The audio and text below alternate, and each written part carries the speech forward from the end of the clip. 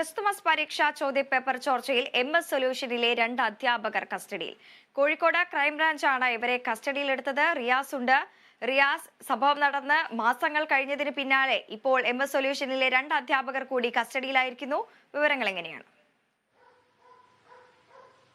നേരത്തെ ക്രിസ്മസ് പരീക്ഷ ചോദ്യപേപ്പർ ചോർച്ചയുമായി ബന്ധപ്പെട്ട് കൊടുവള്ളിയിലെ സ്ഥാപനമായിട്ടുള്ള MS സൊല്യൂഷനെതിരെ വ്യാപകമായ ആക്ഷേപങ്ങൾ ഉയർന്നിരുന്നു. അതിന്റെ അടിസ്ഥാനത്തിൽ അതിനെതിരെ കേസെടുത്ത് ക്രൈംബ്രാഞ്ച് സംഘം അന്വേഷണം തുടങ്ങിയിരുന്നു.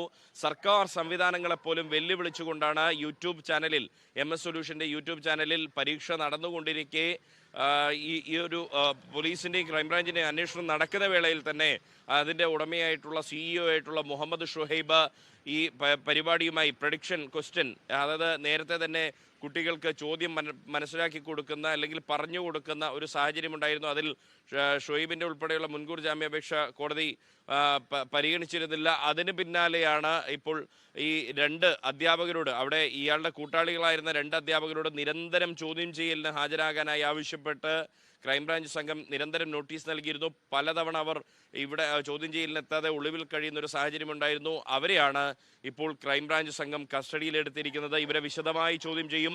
അതുവഴി ഈ മുഹമ്മദ് ഷുഹൈബിലേക്ക് എത്താനുള്ള സൂചനകൾ ലഭിക്കുമെന്നാണ് ഈ ക്രൈംബ്രാഞ്ച് സംഘം കരുതുന്നത്. അതിനുള്ള വിശദമായ ചോദ്യം ചെയ്യലാണ് ഇപ്പോൾ കോഴിക്കോട് ക്രൈംബ്രാഞ്ച് ഓഫീസിൽ പുരോഗമിക്കുന്നത്. ശരി റിയാസ്.